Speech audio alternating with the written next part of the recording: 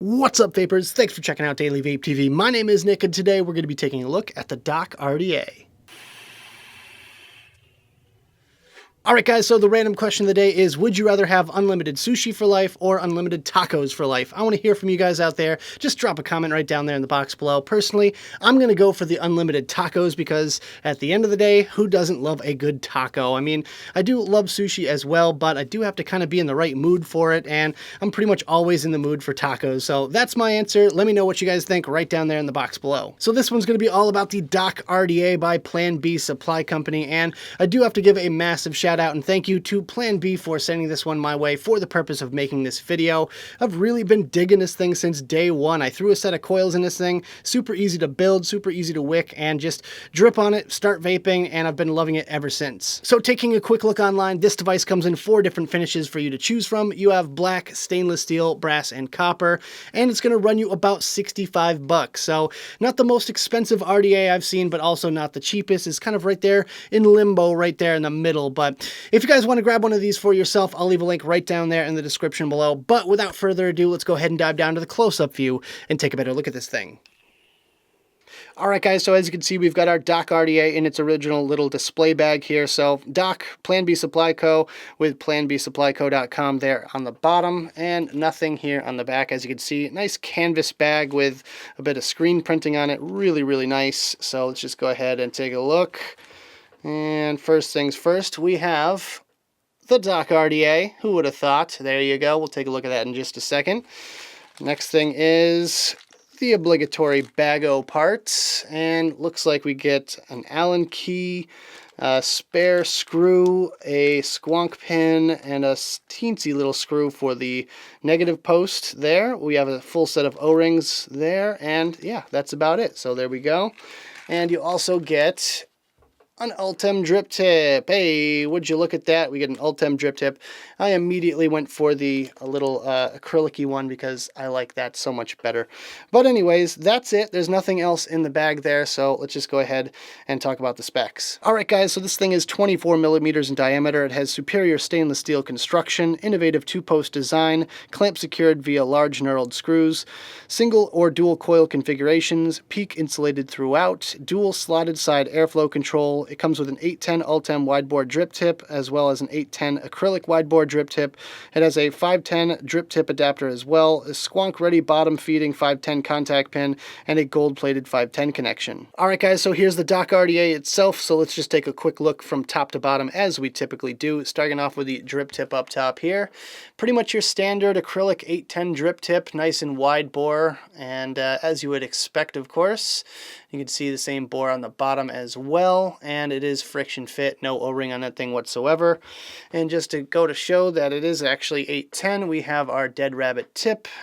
Boom, just like that, fits fairly nicely. It does have a little bit of a wobble to it, just like the one that comes with it. I feel like it's a little bit too loose of a tolerance on the actual O-ring at the top there, but hey, there you go. Speaking of the O-ring, you can see it hiding on the top section of the airflow control, and as you can see, the airflow control has this little pattern around it, which is kind of nice because it gives you a little bit of added grip, and you're going to need it because this airflow control is very difficult to move. I mean, you're talking really, really, really stiff. I've tried my best to get it to loosen up, lubed it up with a little bit of juice and everything, but it's just really tricky, and yeah, I'm struggling even now to get this thing apart. So there you can see the damage on the O-ring itself, and it's been like that pretty much since I've got this device. So unfortunately, that's definitely been an issue for me personally, but I just figured I'd show you guys that. You can see the airflow control itself. It has dual airflow control as well as single, so you can use it in single or dual coil modes.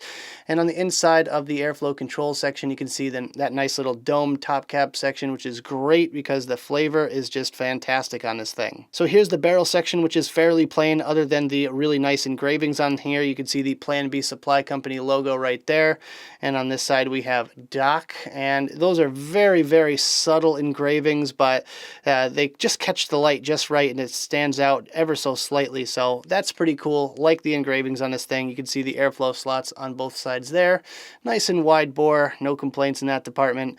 And there you go, that's pretty much it for the top cap. Here is the build deck itself, and as you can see, I left my coils in there just to give you guys an idea of how I built this thing.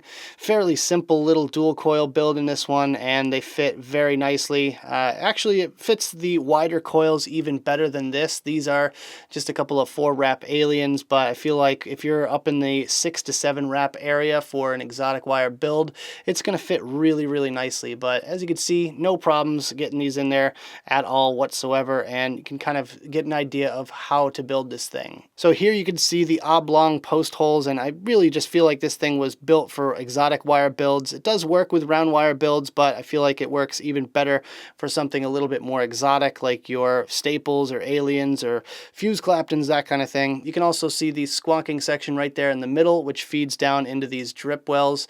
And as you can see, fairly deep juice wells on these things, probably about on the 5 or 6 millimeter side, and nice big chunky screw heads at the top here. Never had any trouble getting these things to tighten down properly for me, and if all else fails, you can always grab a pair of pliers and just wrench them tight. So that's a really neat little design there. I do like the big thick posts themselves. No fear that this thing is going to break on me anytime soon. The little 2 O-rings at the bottom here are really great because I've never had an issue with the top cap falling off or anything like that. Really, really nice. And on the bottom here you can see the engravings, really nice once again. Dock with a little bit around the Plan B Supply Company logos and stuff like that around the 510, and a serial number down at the bottom with the screw for the negative post. So that's about all I've got for you guys in this little close-up section. Let's go back to the main screen, have a quick vape on this thing, and we'll talk about it some more.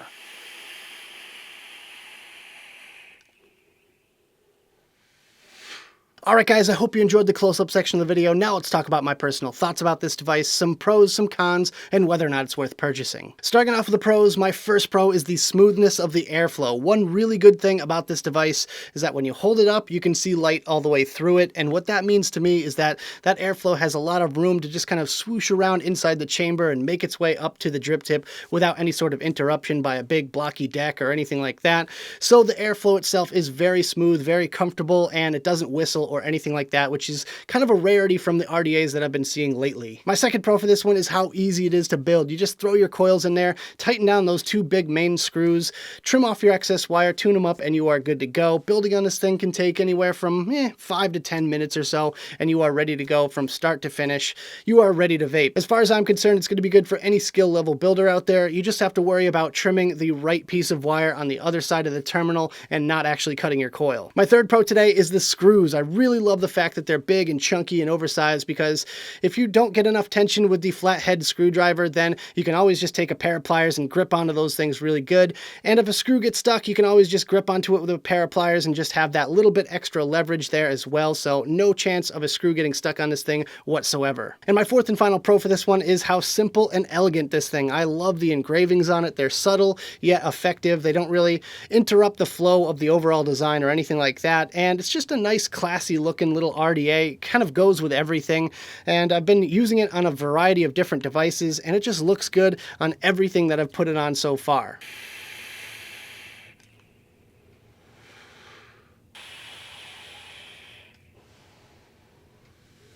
Alright guys, so moving on to the cons, my first con is that it's easy to over drip or over squonk this thing. Now, typically I'm not an over dripper. I usually just feed my coils just however much they need and nothing more, but with this one here, if you have any excess juice in your juice well, it will find its way out the airflow holes, and I feel like that's because the airflow is set just above the rim of the actual juice well itself. So if you have any excess juice in your juice well and you tilt it at all, then it's going to come right out the airflow section there. But as far as squonking on this thing goes, the squonk hole is just above the juice well, so it just drips down into the juice well itself, but it doesn't But as far as squonking on this thing goes, the squonk holes themselves are just right above the actual juice well, but it doesn't suck up any of the excess juice. So if you are But as far as squonking on this thing goes, the squonk holes themselves are set above the juice well, and it just drips right down inside, but it doesn't suck up any of the remaining juice there. So if you are a over squonker, you might want to avoid this one because it's just not going to be for you. My second con for this thing is the O-ring on the airflow control is incredibly tight. I actually haven't even been able to move it left and right since I got it.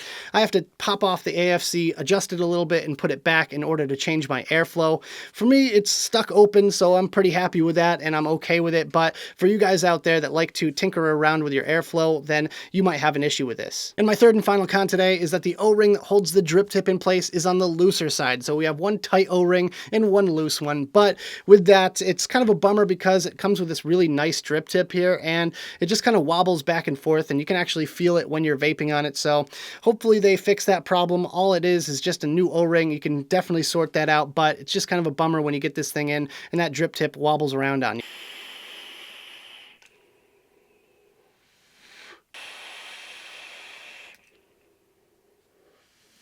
So at the end of the day, is this device worth purchasing? Would I go out of my way to pick one of these up if I didn't get this one in for review? And I'm kind of on the fence about this one, to be perfectly honest with you guys. I mean, it is 65 bucks, which seems a little bit too steep for what you get for your money with this one here. I mean, if you can find it on sale for like 45 bucks, then I'd say go for it. But as far as I'm concerned, there's a lot of other RDAs that have similar features to this one and should perform similarly. So maybe go for those ones if you are a bit of a cheapskate like I am. But otherwise, if you guys want to grab one of these things for yourself, then I'll leave a link right down there in the description below. But that about does it for this video, guys. I hope you enjoyed. If you did, make sure you hit that like button and subscribe for more videos just like this. Don't forget to click that notification bell right next to the subscribe button if you want to be alerted whenever I upload videos. Also, leave me some comments in the box below. I'd love to hear your thoughts about the dock RDA or anything else you guys want to discuss down there. Make sure you check out the advocacy and my social media links right down there in the box below. Check me out on Instagram, guys. It's just at Daily Vape TV. Thank you guys so much for tuning in, and as always, vape on.